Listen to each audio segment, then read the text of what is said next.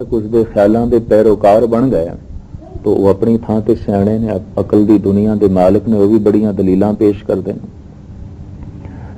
जे मौसी तुंग वर्गे मनुख ईश्वर की होंद तो इनकारी हो गए तो ईश्वर नहीं है, इसके तो बड़ियां दलीलां दित्तियां उन्होंने, बड़े ख्याल दिते हैं और उन्होंने ख्याल का बड़ा प्रभाव है। उन्होंने बड़ी दुनिया को अपने पिछे लाया।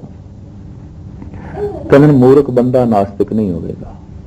जब भी कोई ईश्वरी होन तो इनकारी है, कोई अकलमंद होगा, दार्शनिक होगा, फिलासफर होगा।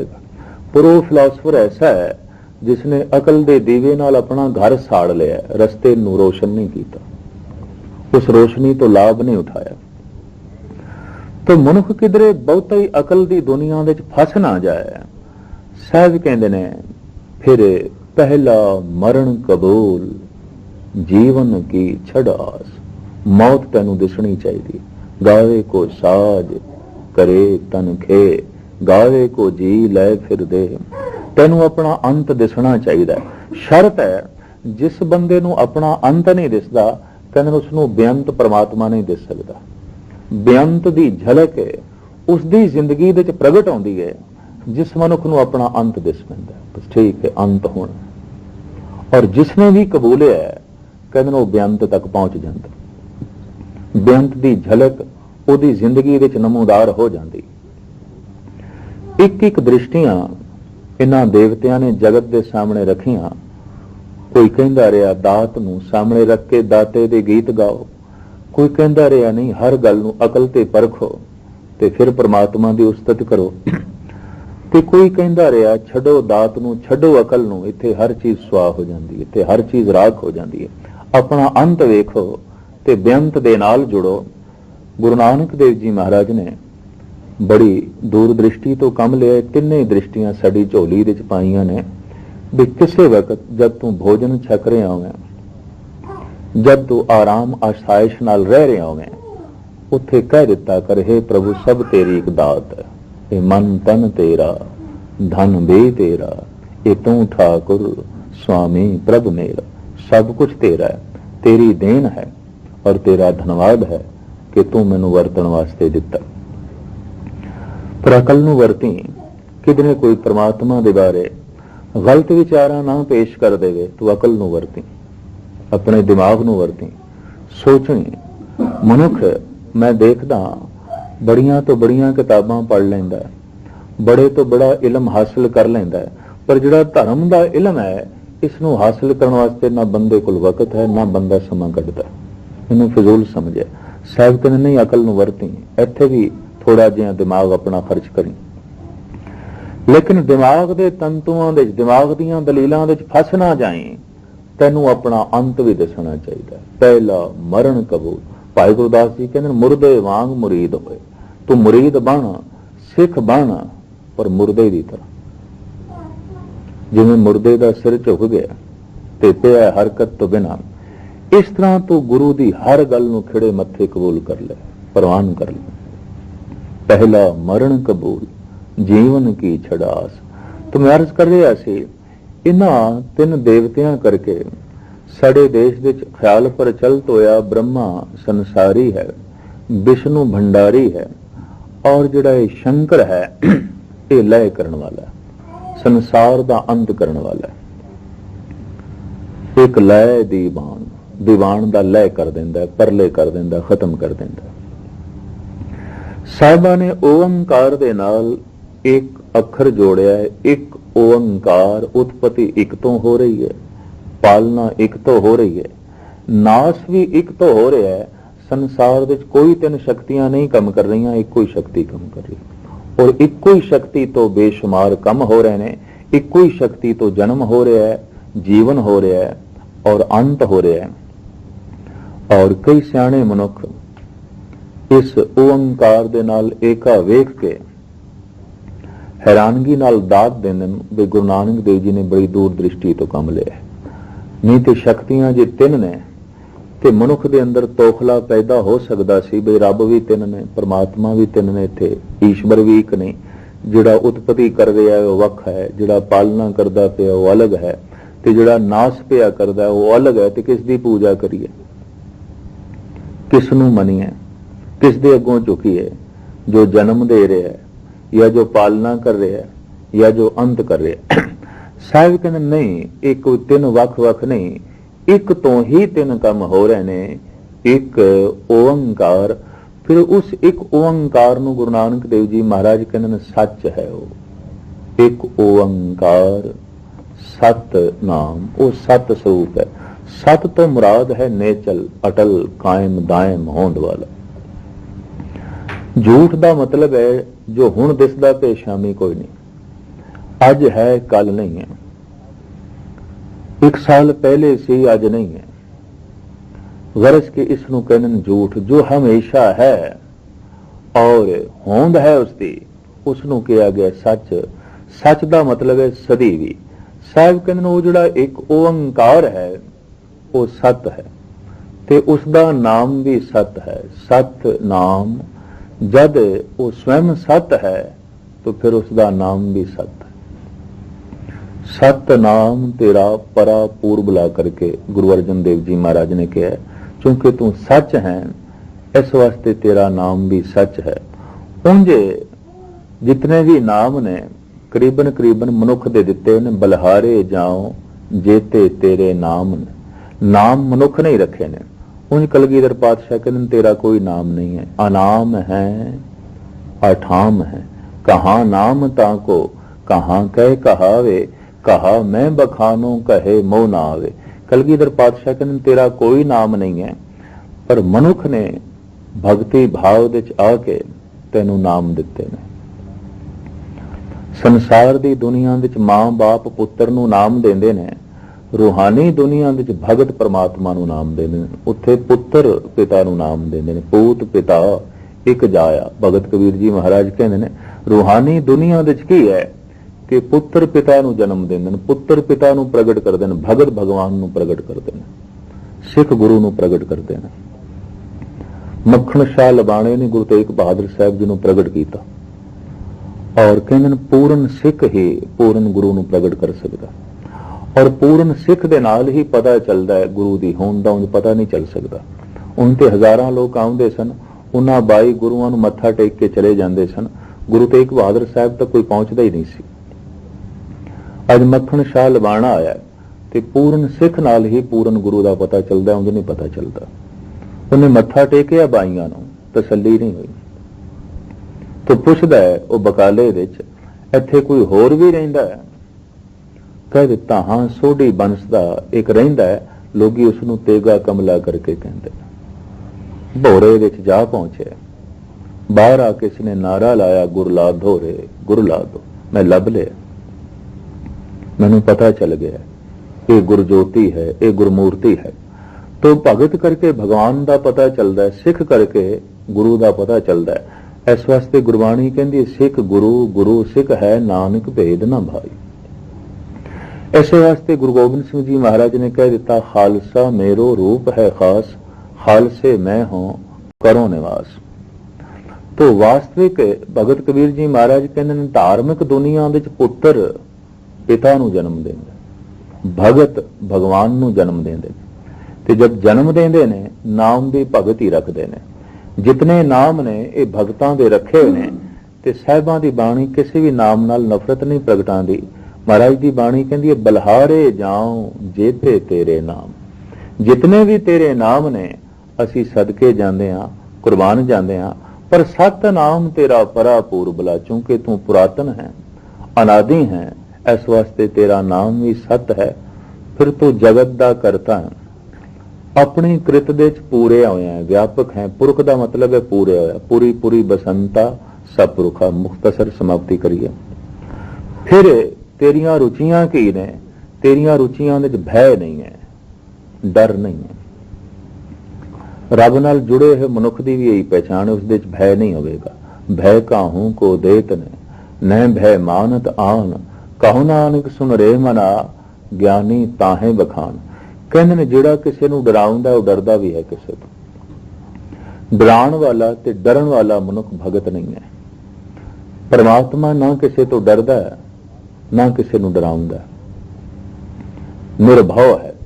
ਫਿਰ ਸਾਹਿਬ ਕਹਿੰਦੇ ਨੇ ਉਸ ਦੇ ਅੰਦਰ ਵੈਰ ਵੀ ਨਹੀਂ। ਵੈਰ ਇੱਕ ਮਾਨਸਿਕ ਬਿਮਾਰੀ ਹੈ, ਤੇ ਜਿੱਥੇ ਵੈਰ ਦੇ ਵਿਰੋਧ ਦੀ ਅੱਗ ਬਲ ਰਹੀ ਹੋਵੇ ਉੱਥੇ ਗੁਲਾਬ ਦਾ ਫੁੱਲ ਦਾ ਪੈਦਾ ਹੋਣਾ ਬੜਾ ਔਖਾ ਹੈ। ਵੈਰ ਇੱਕ ਅੱਗ ਕਹੀ ਗਈ ਹੈ।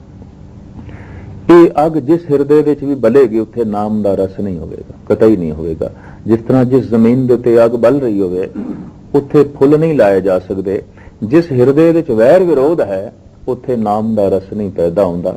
ਪਰਮਾਤਮਾ ਨਿਰਵੈਰ ਹੈ, ਉਹਦੇ ਅੰਦਰ ਕੋਈ ਵੈਰ ਨਹੀਂ। ਫਿਰ ਸਾਹਿਬ ਕਹਿੰਦੇ ਨੇ ਅਕਾਲ।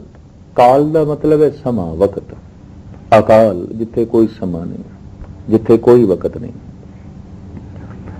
ਅਸੀਂ ਵਕਤ ਦੇ ਮੁਤਾਬਕ ਜਨਮੇ ਹਾਂ, ਜੀ ਰਹੇ ਹਾਂ, ਤੇ ਵਕਤ ਦੇ ਮੁਤਾਬਕ ਅੰਤ ਹੋ ਜਾਏਗਾ। ਸਾਰੇ ਅਸੀਂ ਕਾਲ ਦੇ ਹਾਂ।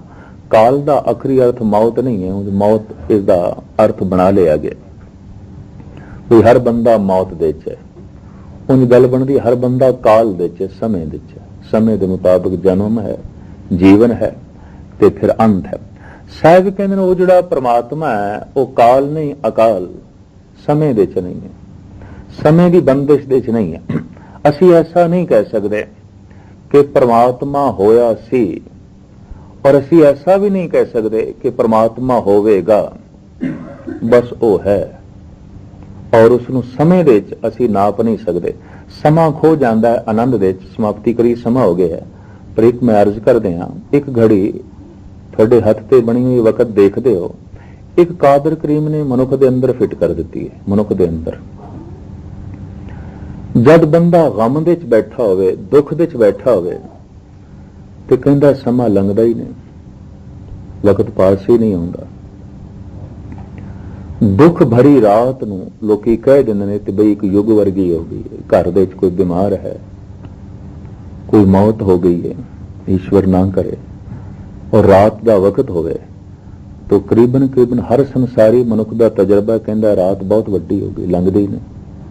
ਸਮਾਂ ਬਹੁਤ ਵੱਡਾ ਹੋ ਗਿਆ, ਲੰਘਦਾ ਹੀ ਨਹੀਂ।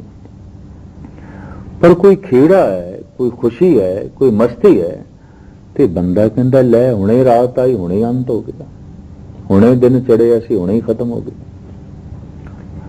ਮਨ ਦੀ ਦੁਨੀਆ ਦੇ ਵਿੱਚ, ਖੁਸ਼ੀ ਦੇ ਵਿੱਚ ਸਮੇਂ ਦੀ ਗਤੀ ਕੁਝ ਹੋਰ ਹੁੰਦੀ ਹੈ, ਗਮ ਦੇ ਵਿੱਚ ਸਮੇਂ ਦੀ ਗਤੀ ਕੁਝ ਹੋਰ ਹੁੰਦੀ ਹੈ। ਜਦ ਬੰਦਾ ਖੁਸ਼ੀ ਦੇ ਵਿੱਚ ਬੈਠਾ ਹੋਵੇ ਤਾਂ ਇੱਕ ਦਿਨ ਇੱਕ ਪਲ ਵਰਗਾ ਹੋ ਜਾਂਦਾ, ਇੱਕ ਰਾਤ ਇੱਕ ਮਿੰਟ ਵਰਗੀ ਹੋ ਜਾਂਦੀ। ਤਾਂ ਕਹਿੰਦੇ ਨੇ ਭਗਤਾਂ ਦੀ ਦੁਨੀਆ ਵਿੱਚ ਬਿਲਕੁਲ ਸਮਾਂ ਖੋ ਜਾਂਦਾ ਹੈ, ਉਹ ਵੀ ਅਕਾਲ ਦੀ ਦੁਨੀਆ ਚਲੇ ਜਾਂਦੇ ਨੇ, ਇਤਨੇ ਆਨੰਦ ਦੇ ਵਿੱਚ ਡੁੱਬ ਜਾਂਦੇ ਨੇ, ਸਮਾਂ ਖੋ ਜਾਂਦਾ, ਵਕਤ ਉੱਥੇ ਨਹੀਂ ਰਹਿੰਦਾ। ਵਕਤ ਦਾ ਬੋਧ ਹੁੰਦਾ ਹੈ ਗਮ ਕਰਕੇ, ਦੁੱਖ ਕਰਕੇ, ਸੰਤਾਪ ਕਰਕੇ, ਪਰੇਸ਼ਾਨੀ ਕਰਕੇ, ਬੇਚੈਨੀ ਕਰਕੇ। ਭਗਤ ਕਬੀਰ ਕਹਿੰਦੇ ਦਿਨ ਸੁਰੈਨ ਨਹੀਂ, ਵੇਦ ਨਹੀਂ ਸ਼ਾਸਤਰ, ਤਹਾਂ ਬਸੇ ਨਿਰੰਕਾਰਾ, ਕਹਿਤ ਕਬੀਰ ਨਰ ਤਿਸੇ ਧਿਆਵੋ ਬਾਵਰਿਆ ਸੰਸਾਰ। ਦਿਨ ਰਾਤ ਉੱਥੇ ਨਹੀਂ ਨੇ, ਤੇ ਦਿਨ ਰਾਤ ਕਰਕੇ ਵਕਤ ਦੀ ਪਹਿਚਾਣ ਆਉਂਦੀ ਹੈ। ਸੂਰਜ ਚੰਦ ਤਾਰਿਆਂ ਕਰਕੇ ਵਕਤ ਦੀ ਪਹਿਚਾਣ ਆਉਂਦੀ ਹੈ। तो कबीर कहते ये सूरज चंद नहीं है, ये दिन ते रात नहीं है, लिहाजा मैं वक्त दी दुनिया तो परे चला गया, काल दी दुनिया तो परे चला गया, अकाल दे पहुंच गया, जिथे समय का कोई बोध नहीं, जिथे समय की कोई गल नहीं। तो साहब इत्थे कहंदे ने जिहड़ा परमात्मा समय के दायरे विच नहीं है। फिर ऐसा ना समझ लिया जाए कि कोई ख्याल है, एक विचार है, जैसे कि नास्तिक लोगों ने कह दिता है भी परमात्मा एक विचार तो इलावा और कुछ नहीं, विचार बहुत अच्छे ने ऊंज है नहीं। तो साहब कहते नहीं, मूर्त मूर्तिमान है, वो होंद वाला है, उसकी बकायदा मूर्त है, उसका बकायदा वजूद है। पर ऐसा वजूद जिसनों महाराज कहते ना अजौनी, जमिया नहीं है, किसी ने बनाया नहीं उसको। मूर्ति तो भुलेखा पै सकता है किसी ने घड़िया है, मूर्ति तो भुलेखा पै सकता है कोई मां बाप होंगे इसते, किसी तो इसने जन्म लिया होगा। तो साहब कहते नहीं, अजौनी, वो जमिया नहीं, किसी तो उसका जन्म नहीं होया। वो एक व्यापक सत्ता है, एक शक्ति है, परमात्मा व्यक्ति नहीं है। लेकिन ऐसा भी ना समझ लिया जाए कि सिर्फ एक ख्याल मात्र है।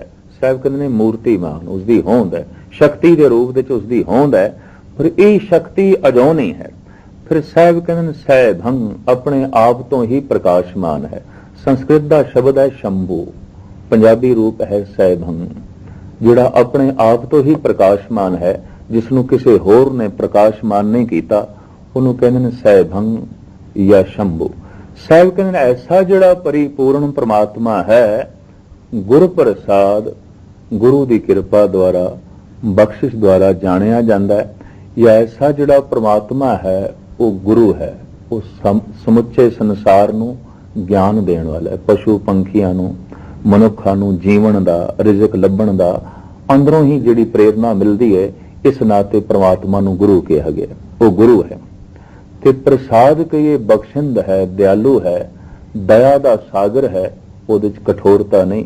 ये बुनियादी गुण इस बुनियादी मंत्र दे विच मूल मंत्र दे विच गुरु नानक देव जी महाराज ने परमात्मा दे कथन कीते ने। अगों आसा दीवार दे श्लोक चलणगे तो थोड़े दिन जिहड़े थोड़े चरण परसने ने इन्हां श्लोकां दी ते पौड़ियां दी विचार आप जी दे सामने रखांगे। मूल मंत्र दे च अज समां लंघिआ, अगले श्लोक दी विचार कल रात नूं आप जी दे सामने रखांगे। समां कुछ ज्यादा भी हो गया, खिमा करनी। वाहिगुरू जी का खालसा, वाहिगुरू जी की फतेह।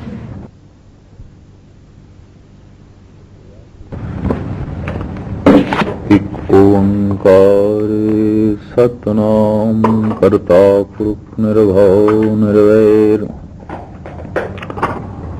अकाल मूर्त अजूनी सैभं गुर प्रसाद। कहाँ तुझ प्रभु बुद्ध हमारी वर्णन सके महिमा जो तिहारी। हम ना सिफत कर सकत तुम्हारी, आप लियो तुम कथा सुधारी।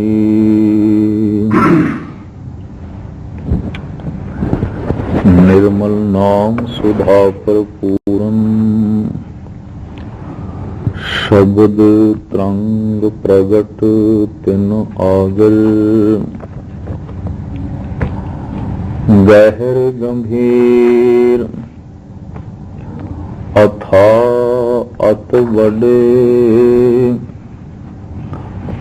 सुबर सदा सब विद रत्नागरे। संत मराल करें कंतुहल, जम त्रास मिट्यो दुख कागल।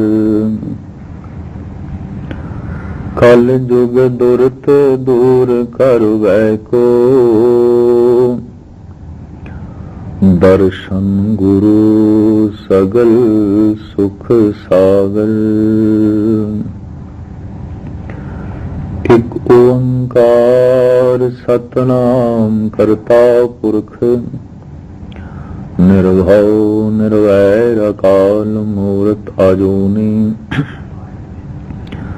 सैभं गुर प्रसाद। आसा मल्ला पहला, वार श्लोका नाले श्लोक भी महले पहले के लिखे। टुंडे असराजे की धुनी, श्लोक मल्ला पहला। बलहारी गुर अपने दिहाड़ी सदवार, जिन मानस ते देवते की करत न लागी वार। मल्ला दूजा, जे सो चंदा उगवै, सूरज चढ़े हजार। एते चानण होंदियां, गुरु बिन घोर अंधार। महला पहला, नान गुरु न चेतनी, मन अपने सुचेत। छुटे तिल बुआड़ ज्यों सुने अंदर खेत। खेते अंदर छुटिया कौ नानक सो नाय। फलिए फुलिए बपुड़े भी तन विच सुआ पौड़ी। आपी ने आप साजियो आपी ने रचियो नाम। दुई कुदरत साजिए कर आसन निठो चा, दाता करता आप तू तुस देवे करे पसाओ, तू जानो ही सब से दे लैसे जिंद को आओ, कर आसन डिठो चाओ, कर आसन डिठो चाओ। वाहिगुरू जी का खालसा, वाहिगुरू जी की फतेह। सन्मानयोग सत्संगियों, कल मूल मंत्र दी आप जी ने विचार सरवण की।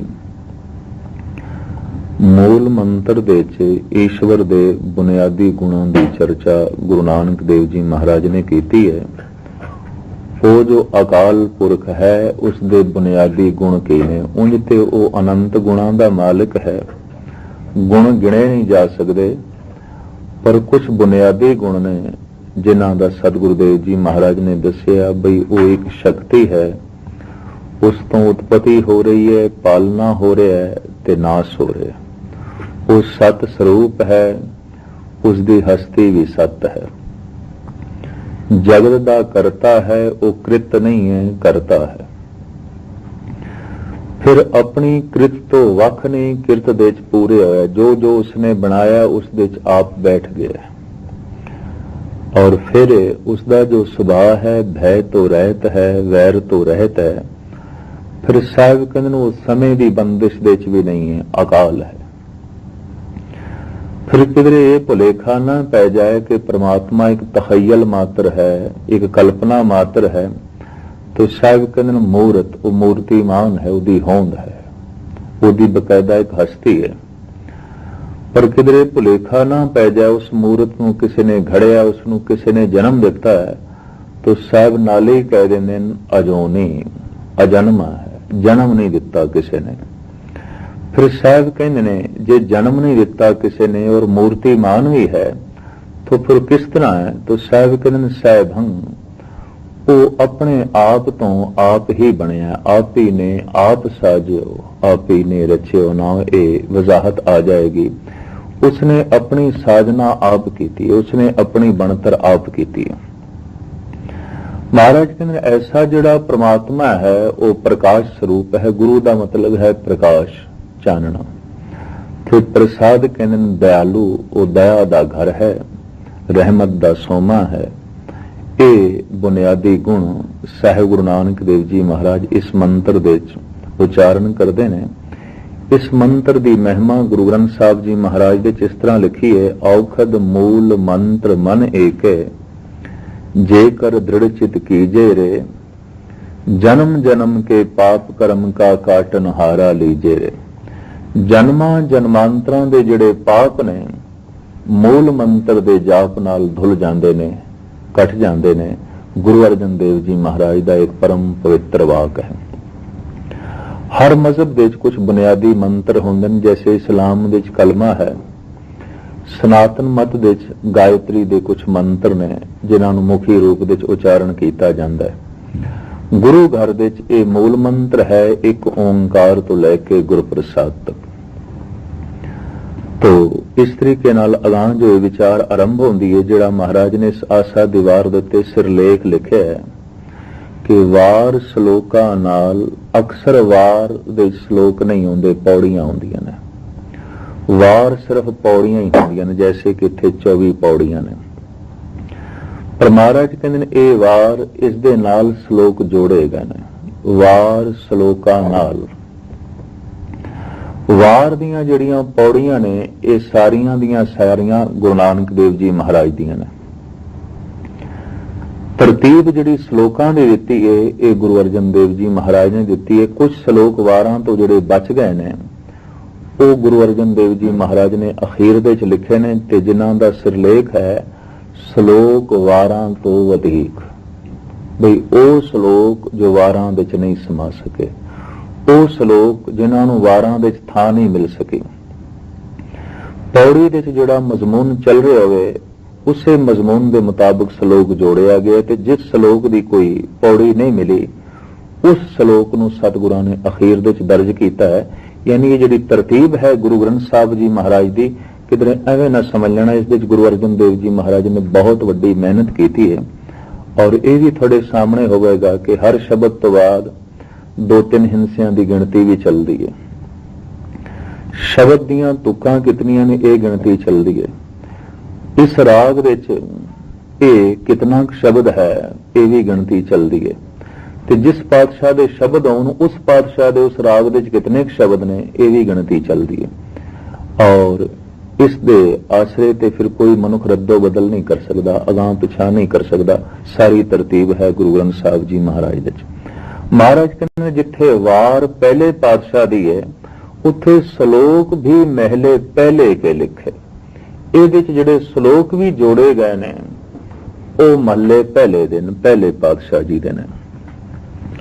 लेकिन 14 श्लोक दूजे पातशाह दे ने, जिन्होंने आसा दीवार सिलसिलावार गायन की पढ़ी है, उन्होंने पता होगा गालबन 49 के करीब श्लोक ने, जिस 14 साहिब गुरु अंगद देव जी महाराज दे श्लोक ने, जिहड़ा एक श्लोक हुणे इत्थे आ जाएगा। तो साहिब कहंदे ने ये वार ते पहले पातशाह दी है, पर इस दे विच गालबन बहुतात जिहड़े श्लोक ने वो भी पहले पातशाह दे जोड़े गए ने। हुण इस वार नूं किहड़ी तरस ते गाया जाए, तो टुंडे असराजे की धुनी। असराज एक राजा होया हिमाचल दे च, हथ करके टुंडा सी, पिता ने बांह कटा दित्ती सी। लंबी चौड़ी एक कथा है। इस सूरबीर दे नाम ते, इस दानी महापुरुष दे नाम दे उत्ते एक धुन बनी सी। जैसे साडे देश विच टोडी राग गाया जाता, पर एक टोडी नूं मियां की टोडी कहंदे ने, जिस टोडी नूं तानसेन ने जन्म दिता है। कुछ रागां दी बंदिश नूं बड़े बड़े संगीतकारां ने जो है जन्म दिता है, तो उस राग का संबंध उस संगीतकार नाल या महापुरुष नाल जुड़िया। कुछ धुना ऐसियां ने जो किसी महापुरुष के नाम ते उच्चारण कीतियां गईयां, या किसी सूरबीर के नाम ते, जिन्हां ने गुरु ग्रंथ साहब जी महाराज की बाणी सिलसिलावार पढ़ी, उन्होंने देखा होगा वारां दे उत्ते धुना वख-वख ने। जैसे लल्ला बहलीमा की धुनी गावणी, और इसे तरीके नाल मूसे की वार की धुनी गावणी। इत्थे है टुंडे असरा जे की धुनी, हर वार दे उत्ते धुन है, तर्ज है। ये गल वखरी है कि रबाबी ते कुछ बुजुर्ग रागी ही उन्हां धुनां नूं गाउंदे ने। सहजे सहजे संगीतकारां दी दुनिया विच ये धुन खो गई है। टुंडे असरा जे की धुन, ये धुन एक जंगी तरज दी सी,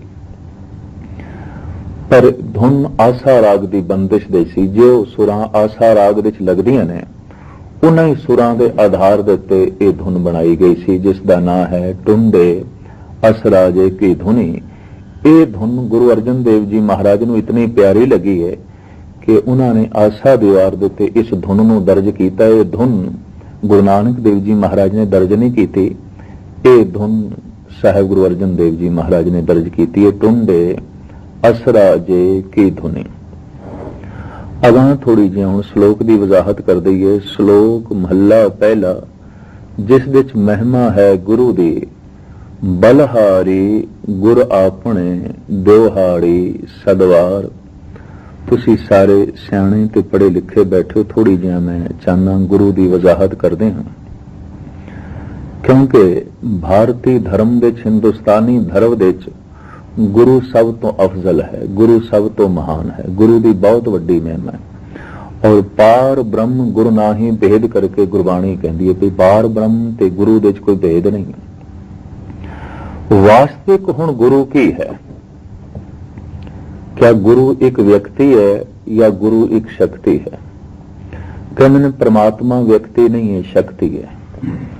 परमात्मा नूं मनुख दे रूप विच देखना चाहोगे तो नहीं है, किधरे भी नहीं है, क्योंकि मनुख एक थां ते है, सारी थां ते मौजूद नहीं है। एक मनुख एक थां ते ही हो सकता है, सर्वदेशी नहीं हो सकता। और इसे तरीके नाल जे गुरु नूं ही व्यक्ति मन लईए ते फिर ये गुरु किसी एक शहर विच ही किसी की मदद कर सकता, सब जगह नहीं कर सकता। सारी जगह फिर इसकी ओट नहीं पकड़ी जा सकती, सारी जगह फिर इसका आसरा नहीं पकड़िया जा सकता। इस वास्ते कहा जाता है जिथे परमात्मा एक शक्ति है, ਗੁਰੂ ਵੀ ਇੱਕ ਸ਼ਕਤੀ ਹੈ, ਵਿਅਕਤੀ ਨਹੀਂ। ਵਿਅਕਤੀ ਤੋਂ ਮੁਰਾਦ ਹੈ ਮਨੁੱਖ, ਜਿਸ ਦੀ ਇੱਕ ਸੀਮਾ ਹੈ। ਮਨੁੱਖ ਦੀ ਇੱਕ ਆਪਣੀ ਇੱਕ ਸੀਮਾ ਹੈ, ਉਹਦੇ ਤਨ ਦੀ, ਉਹਦੇ ਮਨ ਦੀ ਬਕਾਇਦਾ ਇੱਕ ਸੀਮਾ, ਇੱਕ ਹਦੂਦ ਹੈ। ਪਰ ਕਹਿੰਦੇ ਨੇ ਪ੍ਰਮਾਤਮਾ ਦੀ ਕੋਈ ਸੀਮਾ ਨਹੀਂ, ਇਸ ਵਾਸਤੇ ਉਹ ਵਿਅਕਤੀ ਨਹੀਂ ਹੈ, ਇੱਕ ਸ਼ਕਤੀ ਹੈ।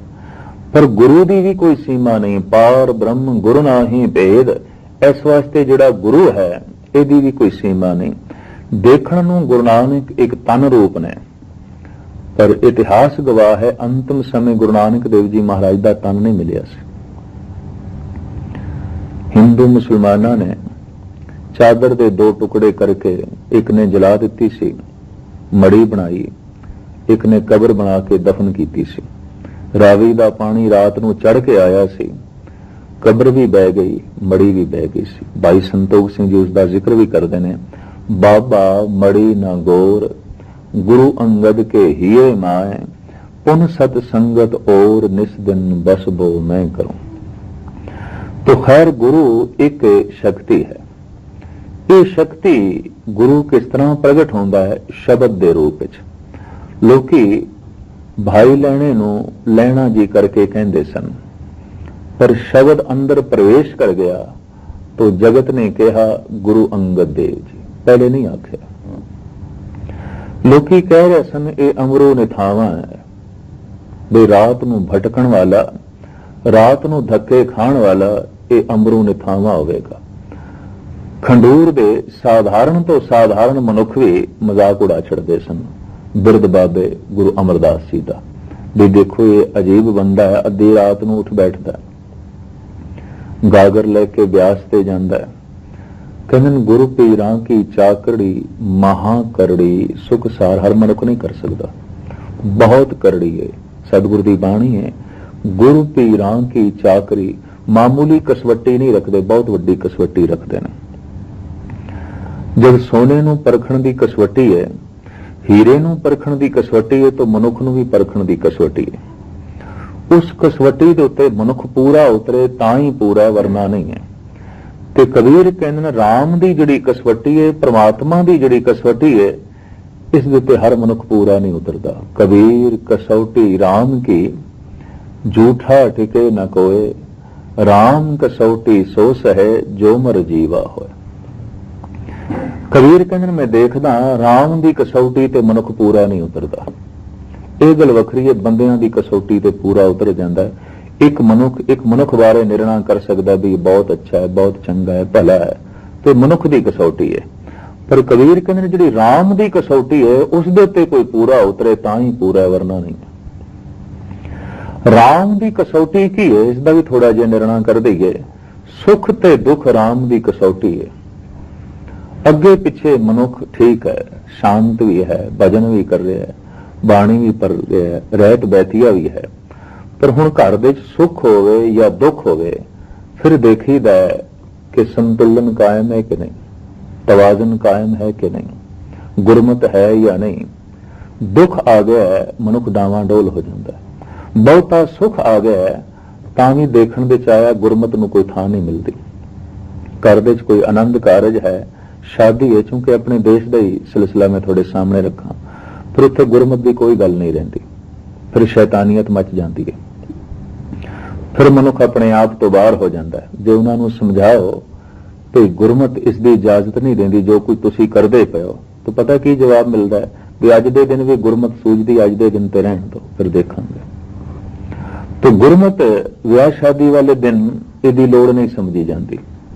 या कोई गम है, बहुत वड्डा गम कोई घर दे हो गया, तो उन्होंने कहिए भी इस ढंग नाल तू रह, गुरमत ये कहती है, तो अक्सर देखने दे चाह मनुख नाराज हो जाता भी हुण सानू दुख विपता व्यापी है, तेनू गुरमत सूझदी है, तेनू गुरु की गल सूझदी है। तो कहन दुख ते सुख एक कसौटी है।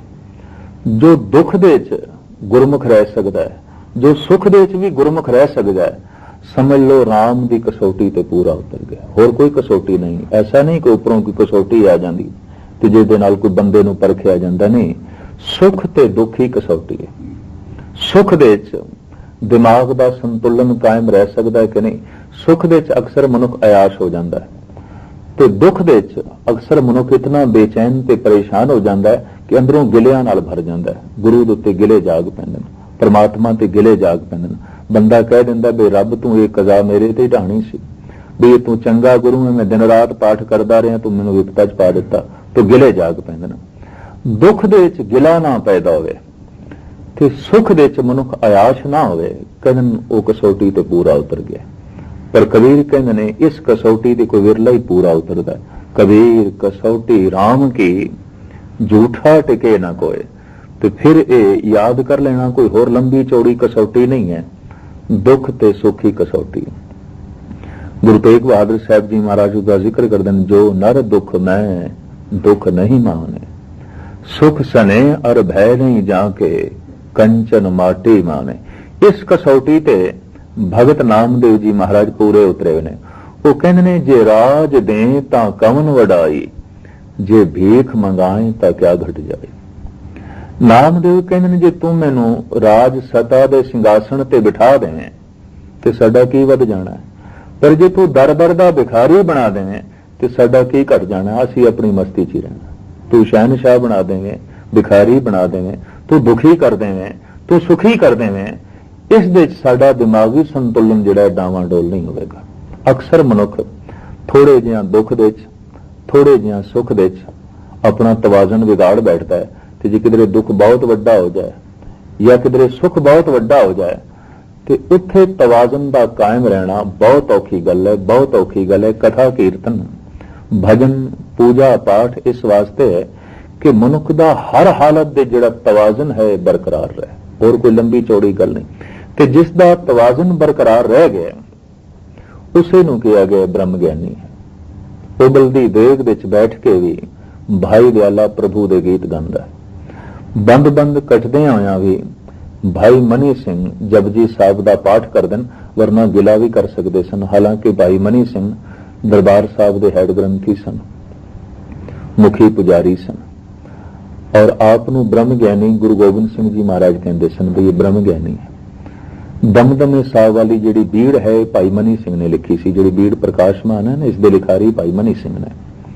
ਪਹਿਲੀ ਬੀੜ ਜਿਹੜੀ ਹੈ ਉਹਦੇ ਲਿਖਾਰੀ ਭਾਈ ਗੁਰਦਾਸ ਜੀ ਨੇ ਉਚਾਰਨ ਕੀਤੀ ਸੀ ਗੁਰੂ ਅਰਜਨ ਦੇਵ ਜੀ ਨੇ।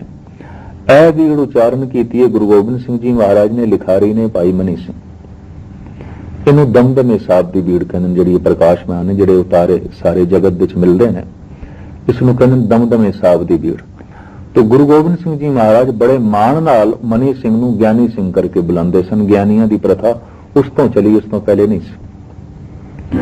ਹੁਣ ਇਤਨਾ ਜਿਸ ਨੂੰ ਸਨਮਾਨ ਮਿਲਿਆ ਔਰ ਜੋ ਦਰਬਾਰ ਸਾਹਿਬ ਦਾ ਮੁਖੀ ਪੁਜਾਰੀ ਹੈ, ਜਿਸ ਵਕਤ ਬੰਦ ਕੱਟੇ ਜਾ ਰਹੇ ਸਨ, ਗਿਲਾ ਕਰ ਸਕਦਾ ਸੀ ਵੀ ਇਹ ਗੁਰੂ ਚੰਗੀ ਤੇਰੀ ਸੇਵਾ ਕੀਤੀ, ਭਜਨ ਕੀਤਾ ਹੈ, ਅੰਜਾਮ ਇਹ ਹੈ ਕਿ ਬੰਦ ਕੱਟੇ ਜਾ ਰਹੇ ਨੇ।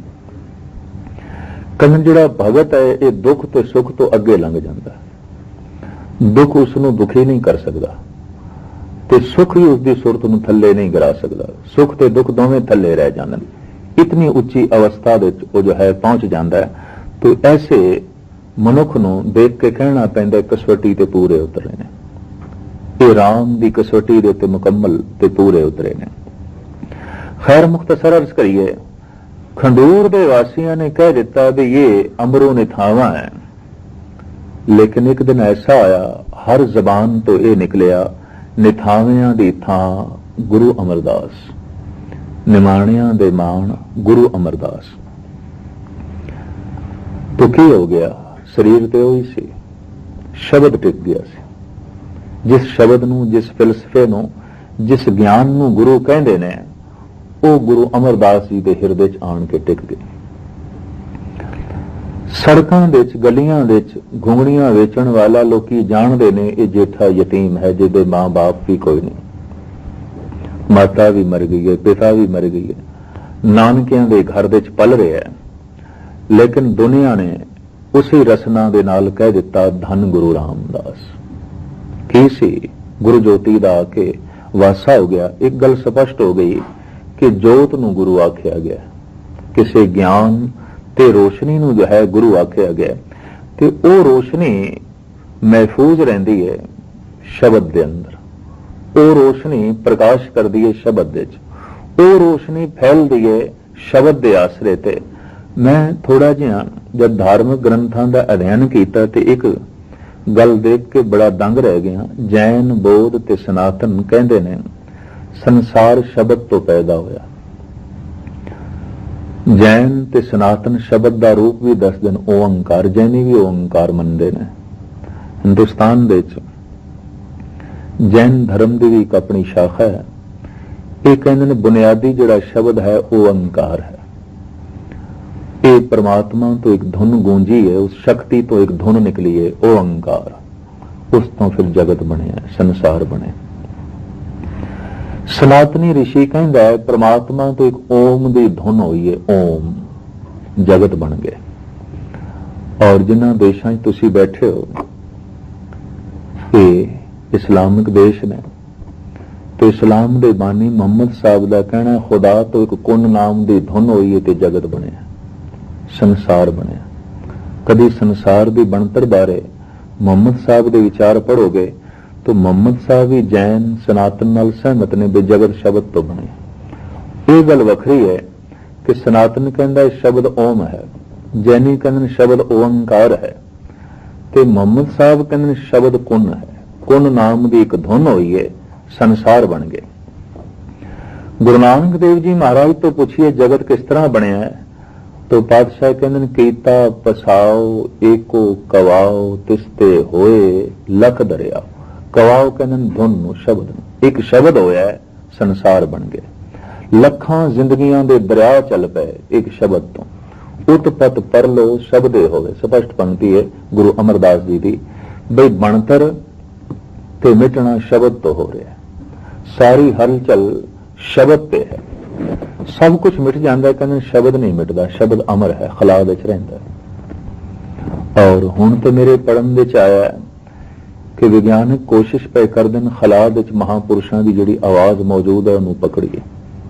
शब्द अमर है, तेह लोकां में शब्द रविया है, आप गया मन मानिया। गुरु अमरदास जी महाराज कहते जो कुछ असीं बोलदे हां शब्द की पहुंच बड़ी दूर तक है, 3 लोकां तक है, अख इतनी दूर तक नहीं वेख सकती।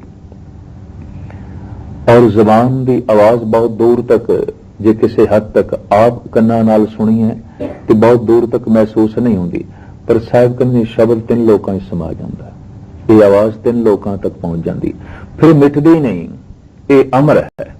तो एक गल स्पष्ट हो गई, संसार के सारे रहबरी पुरुष संसार की उत्पत्ति शब्द तो मनते हैं। एक मामूली गल नहीं, बहुत वड्डी गल, इसकी बारीकी च जावांगे तो फिर हैरान कुन नतीजे निकलते हैं कि उपर दी गल्लां विच कितना भेद मिलता है।